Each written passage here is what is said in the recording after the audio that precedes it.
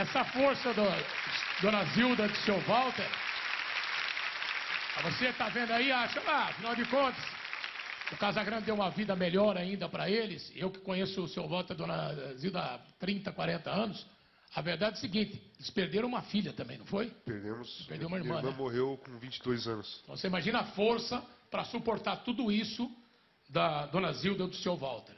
Nós estamos mostrando essa história aqui, e o Casagrande obteve autorização do Carlos Henrique Schroeder, o diretor de jornalismo da Globo, o Ali Camel, o nosso Luiz Fernando Lima, Marco Mora, e eu, um pedido pessoal, que sou amigo dele, porque tem muitas e muitas famílias espalhadas pelo mundo vivendo esse problema, gente envolvida com droga, e que vê nesse trabalho do Daniel Faria o que aconteceu com o Casagrande, que foi mais do que ele passou do fundo do poço, serve de alerta para todo mundo.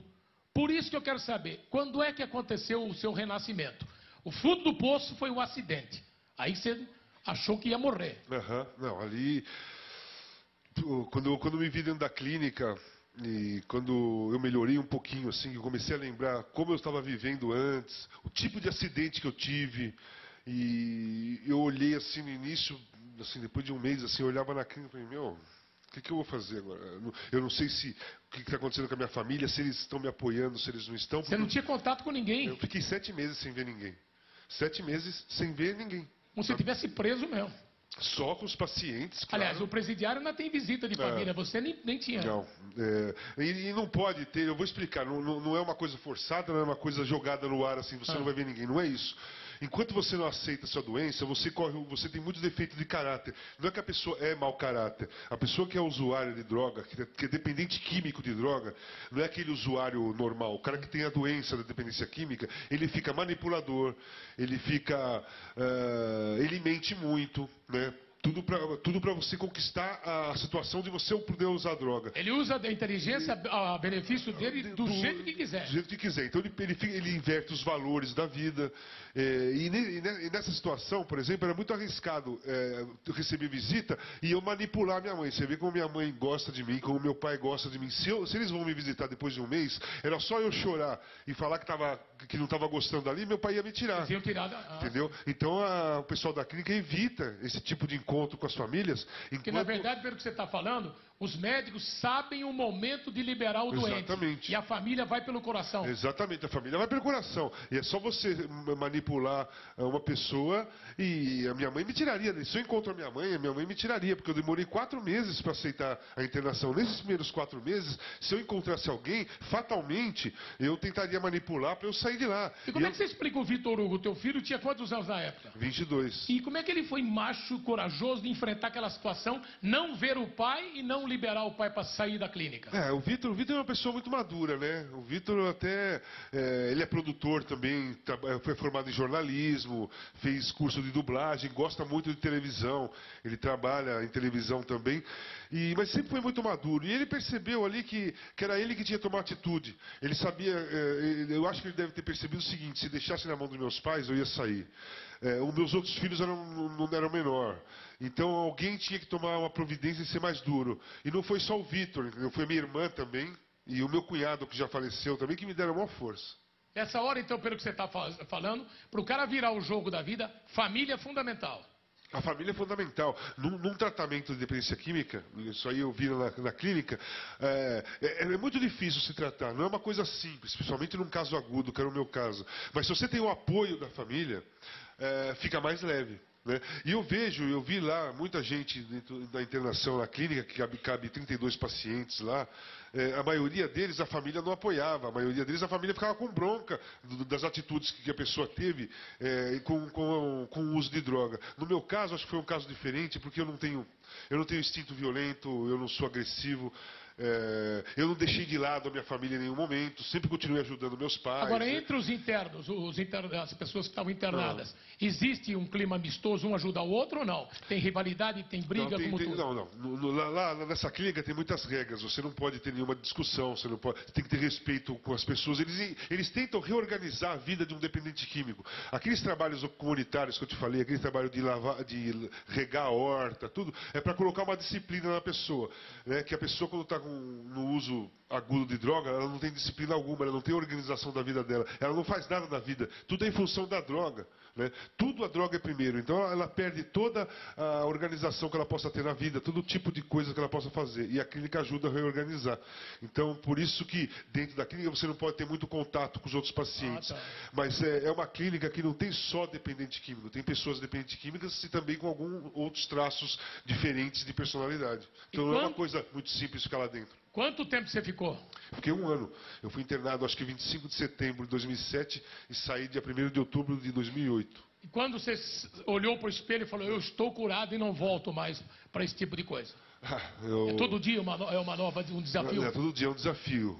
Assim que você passou a vida inteira tendo que matar um leão por dia, jogando no ataque do Corinthians, do São Paulo, de times italianos, do Porto, da seleção, e o atacante tem a vida inteira que matar um leão por dia e mostrar. Se ele passar um jogo sem fazer gol, ele está desacreditado. No seu caso, o desafio continua. Mas isso é uma coisa muito mais diferente, muito mais difícil, muito mais pesada, né? Eu, como jogador, eu tive que matar um leão por dia para vencer adversários, né? E agora eu tenho que matar um leão por dia para combater um inimigo, né? Não é um adversário. Eu tenho um inimigo grande, um inimigo muito mais forte do que eu. É a luta pela vida. É a luta pela vida. Eu não sigo os 12 passos do Narcóticos Anônimos, mas eu acredito muito, principalmente no primeiro passo, que é que você admite que você é um derrotado perante a droga. Então, eu admito que ela é muito mais forte do que eu. Então, eu preciso sempre de ajuda de outras pessoas, de outras coisas. Porque normalmente a pessoa que está nessa situação, ela acha que ela é superior à droga. Ela consegue dominar a droga. O que você mais ouve de dependente químico é assim, não, amanhã, a hora que eu quiser parar, eu paro. Paro quando eu quiser. Isso é uma mentira, é um engano, entendeu? Você precisa de ajuda mesmo. Sozinho você não consegue combater. E um dos passos principais mesmo do tratamento é você olhar no espelho e admitir que você é um fracassado. Eu sou um fracassado perante a droga. E não me envergonho disso, mostro minha fragilidade tranquilamente. O que é melhor para mim é ter consciência de que eu preciso de ajuda mesmo. E só assim que você consegue virar o jogo. Só assim que eu consigo virar o jogo, e eu não tenho vergonha alguma de pedir ajuda diariamente para quando eu preciso. Como eu te falei, eu tenho 3 psicólogas e tenho uma psiquiatra que eu faço terapia uma vez por semana. Se eu me sentir em algum momento desconfortável em alguma situação, eu não penso 2 vezes em ligar para uma delas. Walter Casagrande Júnior, você está acostumado a ver como comentarista titular da Globo, abrindo o coração, sempre dando a sua opinião, nunca fugindo da responsabilidade. Esse é o Valtinho da Dona Zilda, do seu Walter, que está aqui abrindo o coração para você, falando de tudo que ele viveu na vida particular dele. E agora, ouvindo e vendo companheiros que sentem um orgulho incrível na virada da vida, no renascimento de Casagrande. Olha quem fala. Eu apresentava o programa do Sport TV, do canal a cabo, o Arena Sport TV.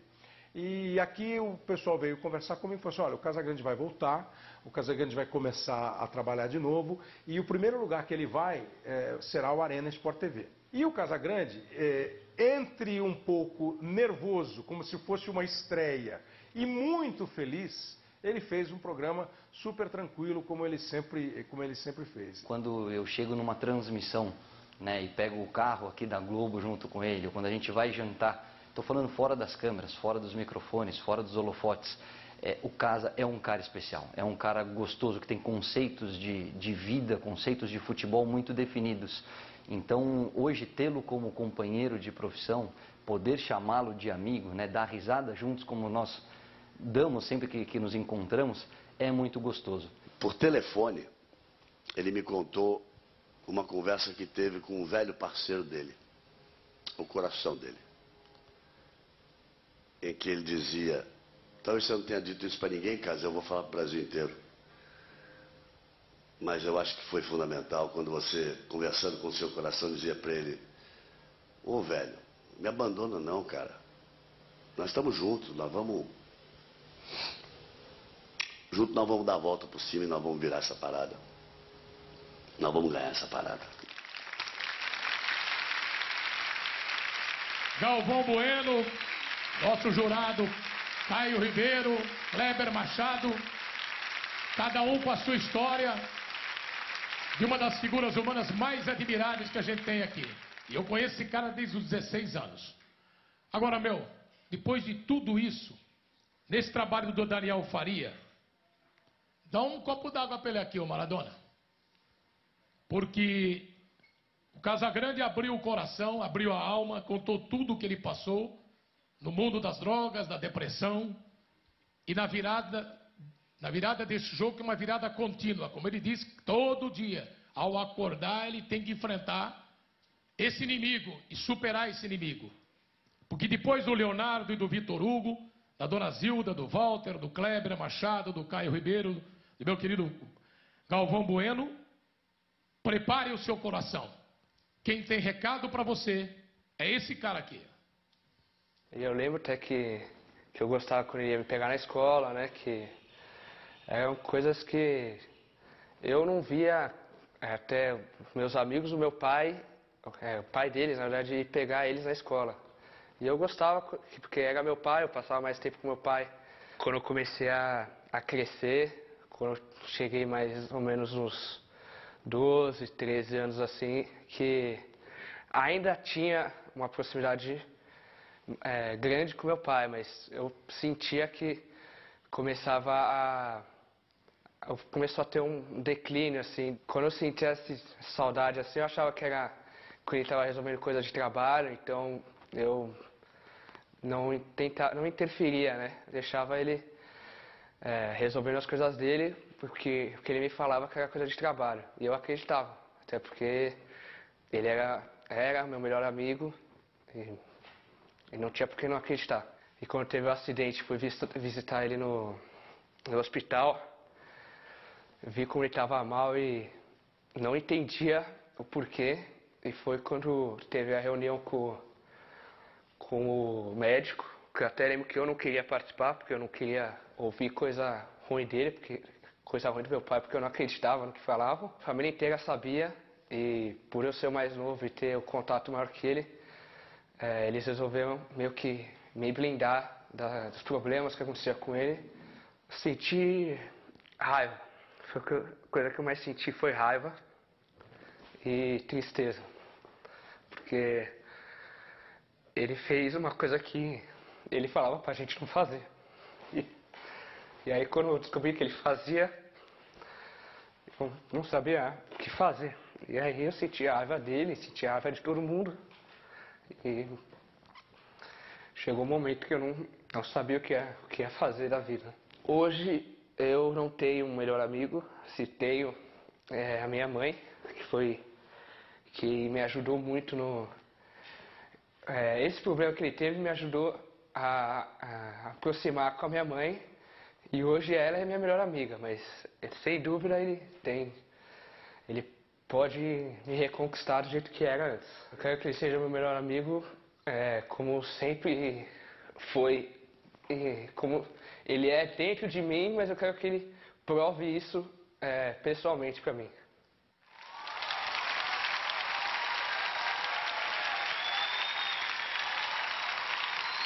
Cada filho, hein, meu? Só vou avisar para você o seguinte. A galera tá de pé, com certeza, aplaudindo a sinceridade, a serenidade, a sensibilidade de um garoto de 18 anos chamado Simon. Um dos depoimentos mais impressionantes que eu já ouvi nesses 24 anos de TV Globo. O que eu posso falar para você é o seguinte, e para a galera também toda. O Daniel Faria, que é um experiente produtor, quando ele foi gravar o Leonardo e o Vitor Hugo, os dois mais velhos, pediram para que ele poupasse, não forçasse o depoimento do Simon. E ele fez isso. Falei, Simon, fica num outro quarto, você vai ouvir com seus irmãos, vão falar. Se você tiver vontade, você fala. Senão, você não é obrigado. Ninguém quer te obrigar a nada. Aí, ele que se predispôs, se ofereceu para falar. E o que ele fez é isso. Ele quer ter o melhor amigo dele de volta. E eu tenho certeza que você não vai deixar passar essa oportunidade. Não. Então, a princípio, assim, vendo o depoimento dele, foi me dando uma tristeza, né? Foi me dando uma tristeza. Fiquei pensando comigo, porque era isso mesmo. O Simon era menorzinho, o Vitor e o Leonardo, quando eles nasceram, eu jogava ainda. Que ele falou não exagerou nada.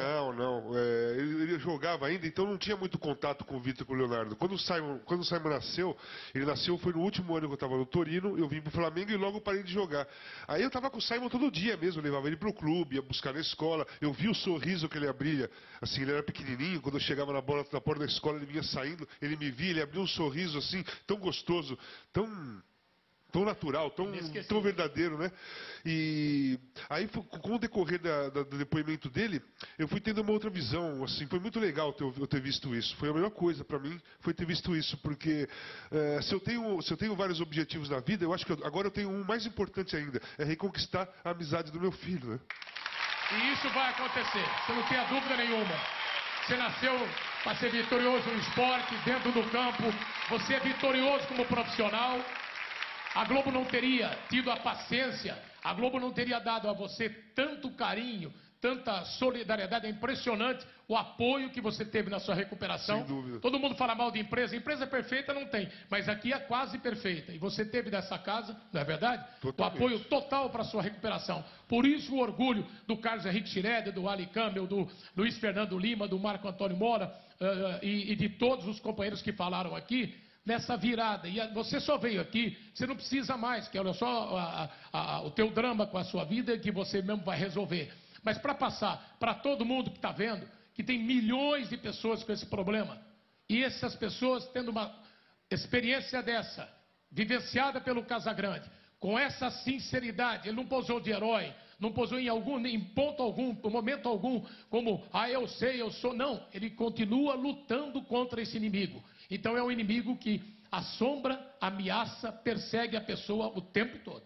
Exatamente. E para ficar ser bem claro, ela acontece, ela não vê cor, não tem raça, não tem classe social, não tem diferenças nenhuma para esse problema da droga. A droga ela, não é dos menos favorecidos, não é nem ninguém. Ela é um inimigo que está solta pelo mundo, que se você não tomar cuidado em qualquer situação que você esteja, pode ser qualquer tipo de pessoa, você pode cair nessa armadilha. E depois para sair dessa armadilha é muito difícil. Você pode tirar um pé só dela, como eu tirei metade do meu corpo, a outra metade você tem que se tratar, porque senão você volta. Esse é Walter Casagrande Júnior, que veio aqui com uma prestação de serviço público, expôs todas as mazelas, as tragédias que ele viveu, mas sai daqui com mais um objetivo: reconquistar o melhor amigo dele. E ele vai reconquistar. E olha aí, galera! O filho da Dona Zilda, do seu Walter Casagrande.